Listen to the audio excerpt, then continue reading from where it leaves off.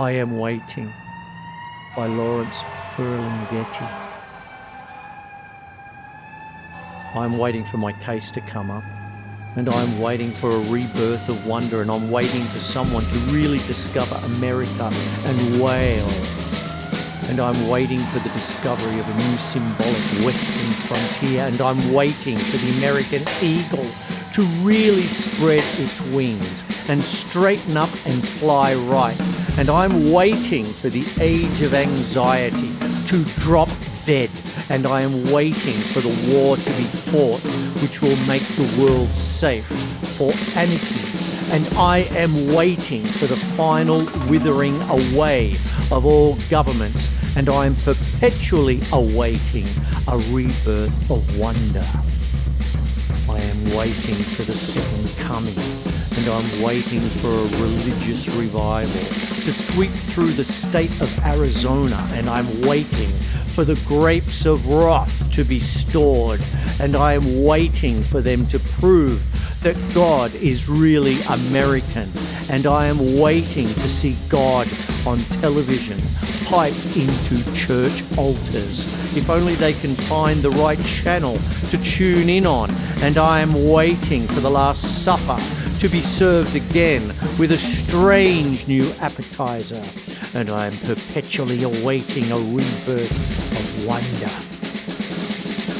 I'm waiting for my number to be called, and I'm waiting for the Salvation Army to take over, and I'm waiting for the meek to be blessed and inherit the earth without taxes, and I am waiting for forests and animals to reclaim the earth as theirs, and I am waiting for a way to be devised to destroy all nationalisms without killing anybody. And I'm waiting for linnets and planets to fall like rain. And I'm waiting for lovers and weepers to lie down together again in a new rebirth of wonder. I am waiting for the great divide to be crossed, and I'm anxiously waiting for the secret of eternal life to be discovered by an obscure general practitioner. And I'm waiting for the storms of life to be over, and I'm waiting to set sail for happiness. And I'm waiting for a reconstructed Mayflower to reach America with its picture, story and TV rights sold in advance to the natives. And I'm waiting for the lost music to sound again in the lost continent in a new rebirth of wonder. I'm waiting for the day that maketh all things clear, and I am awaiting retribution for what America did to Tom Sawyer. And I'm waiting for Alice in Wonderland to retransmit to me the total dream of innocence. And I'm waiting for Childer Roland to come to the final darkest tower. And I'm waiting for Aphrodite to grow live arms at a final disarmament conference in a new rebirth of wonder. And I'm waiting to get some intimations of immortality by recollecting my early childhood. And I'm waiting for the green mornings to come again. Youth's dumb green fields come back again. And I'm waiting for some strains of unpremeditated art to shake my typewriter. And I'm waiting to write the great indelible poem. And I'm waiting for the last long, careless rapture. And I'm perpetually waiting for the fleeing lovers on the Grecian urn to catch each other up at last and embrace. And I am awaiting perpetually and forever a renaissance of wonder.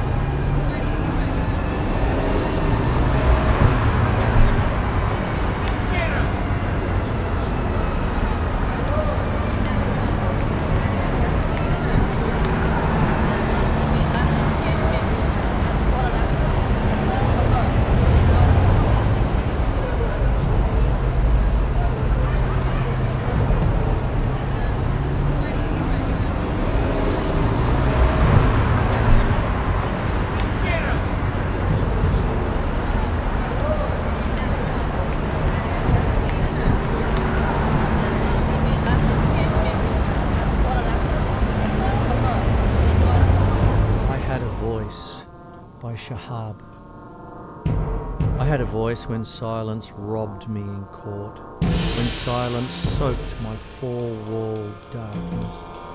I had a voice until the judge's gavel knocked twice. Be silent! Silence didn't know without my voice. Silence was meaningless. The echo of my stare as it faded irritated an old wound, pushing out clotting blood, as hopeful as hop blossoms seeding in the crack of a wall, playing hide and seek as they emerge. My voice, hoarse from the lash of interrogation, didn't tremble while the whisper of a lash shook the voices of others. But when your voice, harsh with hubris, deafens all inhabitants, nothing stops me dancing to the music of the lash. When your voice germinates from silence, I am reminded of my own voice, rediscovered in suburbia. How naive we are, waiting in the empty and deserted train station for absurd sounds. Leave it. How are good voices supposed to flourish? Leave it.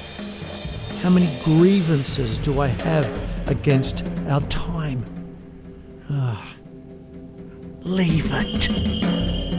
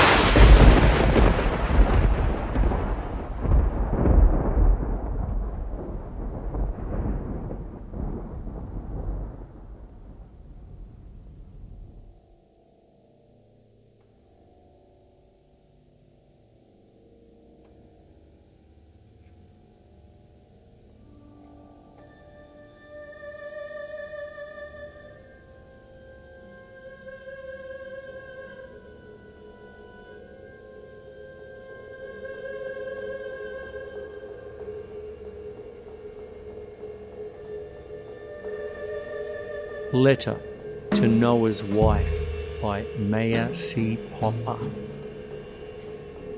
You were never mentioned on Ararat or elsewhere, but I know a woman's hand in salvation when I see it. Lately, I'm torn between despair and ignorance. I'm not a vegetarian. Shop plastic, use an air conditioner. Is this what happens before it all goes fluvial? Do the selfish grow self-conscious by the withering begonias? Lately I worry every black dress will have to be worn to a funeral. New York, a bouillon, eroded, filigree. Anything but illness. I beg the plague, but shiny crows or nuclear rain. Not a drop in London, May through June. I bask in the wilt by golden hour light. Lately, only lately, it is late, tucking our families into the safeties of the past. My children, will they exist by the time it's irreversible? Will they live astonished at the thought of ice not pulled from the mouth of a machine? Which parent will be the one to break the myth? The Arctic wasn't Sisyphus's snowy hill. Noah's wife. I am wringing my hands, not knowing how to know and move forward. Was it you who gathered flowers once the earth had dried? How did you explain the light to all the animals?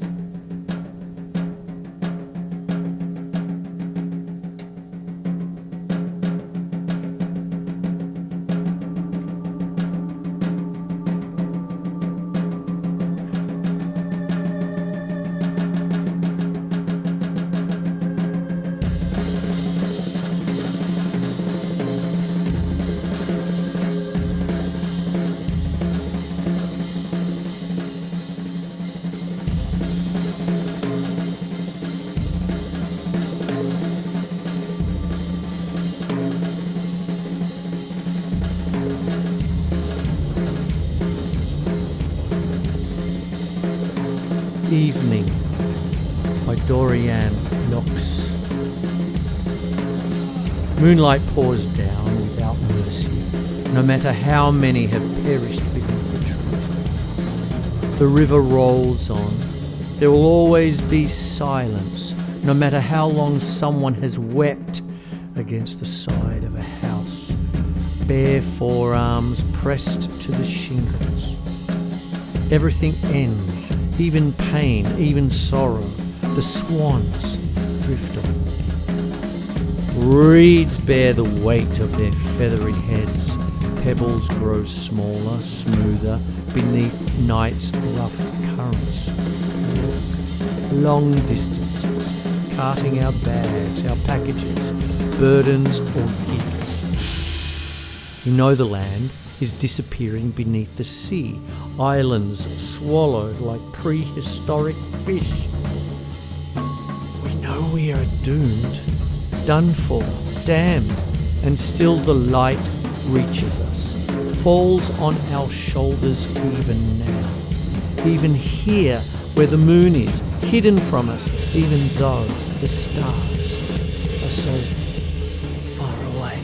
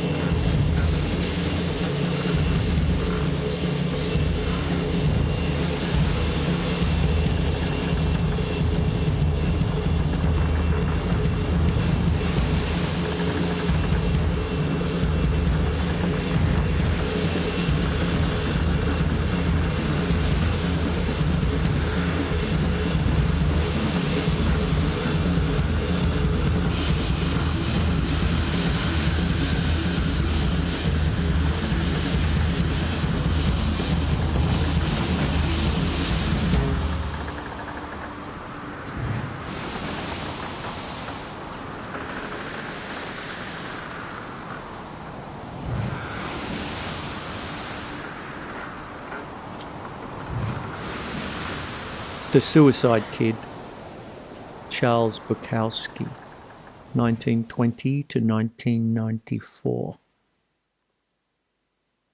I went to the worst of bars, hoping to get killed. But all I could do was to get drunk again. Worse, the bar patrons even ended up liking me. There I was trying to get pushed over the dark edge, and I ended up with free drinks. While somewhere else, some poor son of a bitch was in a hospital bed, tubes sticking out all over him as he fought like hell to live. Nobody would help me die as the drinks kept coming, as the next day waited for me with its steel clamps, its stinking anonymity, incogitant attitude. Death doesn't always come running when you call it. Not even if you call it from a shining castle, or from an ocean liner, or from the best bar on earth, or the worst. Such impertinence only makes the gods hesitate and delay. Ask me. I'm 72.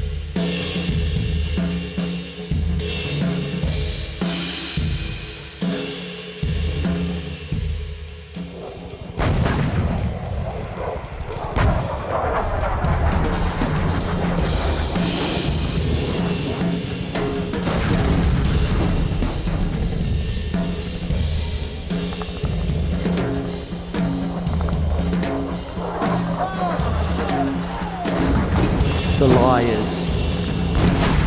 Carl Sandburg, March 1919. A liar goes in fine clothes.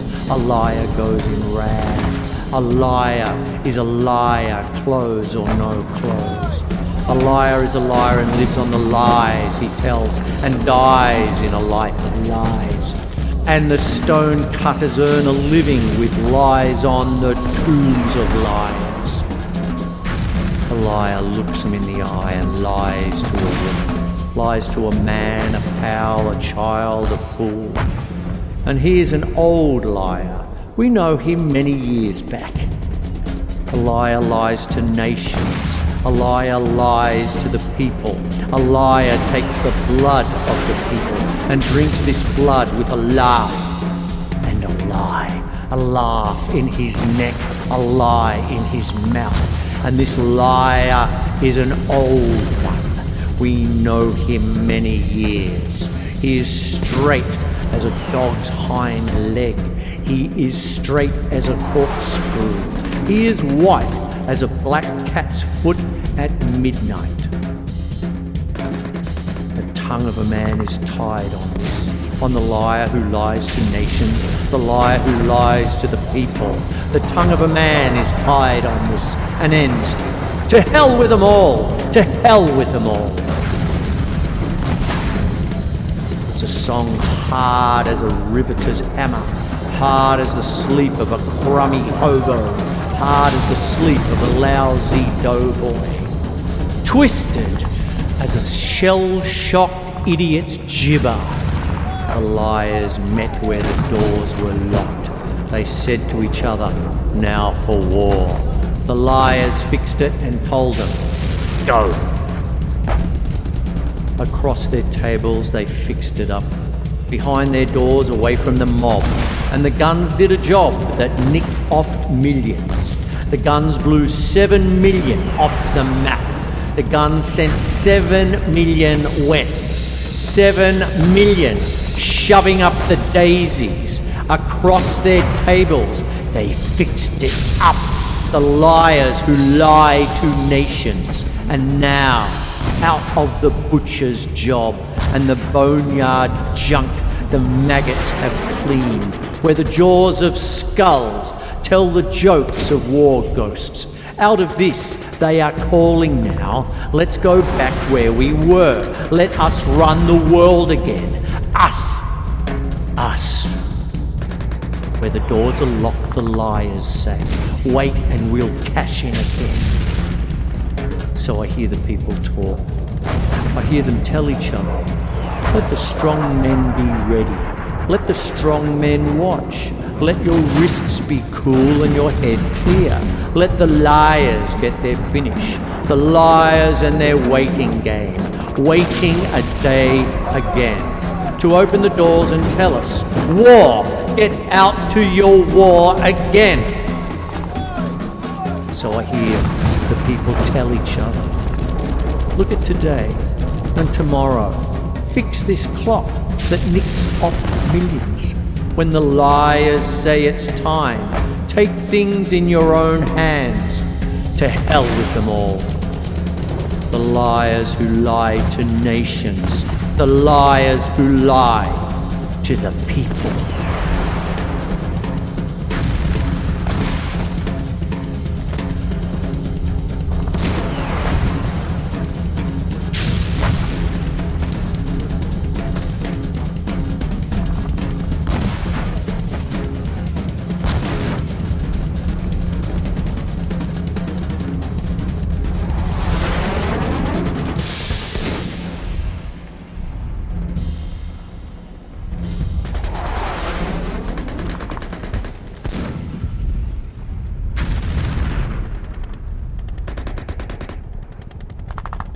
Time by Nalougo.